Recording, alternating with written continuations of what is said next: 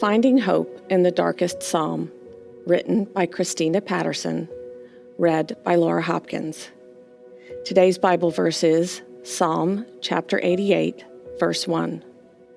Lord, you are the God who saves me. One of the most difficult seasons we can endure is when we feel like God is silent, especially if we're already going through challenging situations. When it seems everything is going wrong and your help seems to be nowhere in sight, it leaves a person feeling forgotten, in disparity, and simply rejected. Our major frustrations from these seasons come not from simply being in this pit, but thinking that God's silence means his absence. If this is you, you're not alone. The author of Psalm 88 has not only been through this type of heartbreaking situation, he wrote about it. Psalm 88 appears to be one of the saddest and most dismal chapters in the Bible.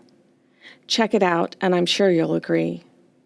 The writer expresses feelings of being overwhelmed, cut off, forgotten, grieved, rejected, terrified, and despaired.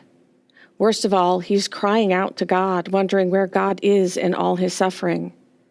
The psalm ends saying, "Darkness is my closest friend." However, the hope this psalm offers is not its ending, but in its beginning. Psalm chapter 88, verse 1 says, Lord, you are the God who saves me. Day and night I cry out to you.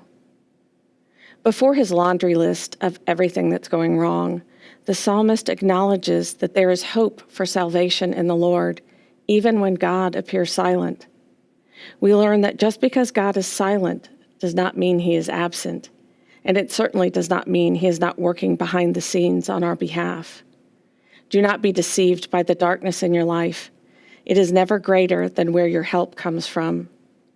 Even when you feel you are in a pit, as the writer of Psalm 88 describes, God is there for you. 4 times in this psalm, the writer calls out to God. His plea reminds me of Jesus on the cross, crying out in his darkest moment to the Father.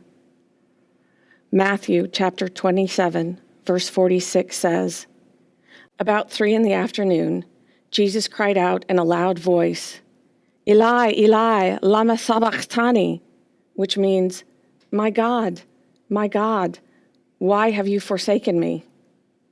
I want to ask, do you think God stopped loving Jesus because he was on the cross? Was Jesus' suffering a sign God dismissed his son? Absolutely not. If God didn't stop loving Jesus on the cross, then no matter what dark season you are in, he has not and will not stop loving you. And if he's promised to never leave you or forsake you, please trust he's right in the darkness with you, friend.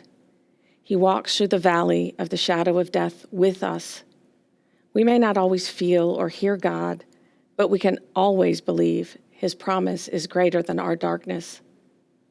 This dark season pushed the writer of Psalm 88 closer to God. He was not calling out to another person or thing for help. He called out to the one he knew could save. This psalm reminds us that our dark seasons don't serve to show us that God is absent, but how desperately we need his presence. The psalmist felt his life was near death, so he cries out to the very one who raises the dead. He does not look for salvation from people or things. When you're near death, you cry out to the one who overcame death. There is purpose in your pain and hope in your dark season to push you to the light. I encourage you to do just as the writer of Psalm 88. Call out to God and wait for him to show himself greater. In my own experience, I've learned that sometimes God empties us so that he can fill us back up. Sometimes he's silent so we can learn to listen. Sometimes he allows darkness so we can see that he is the true light of our life.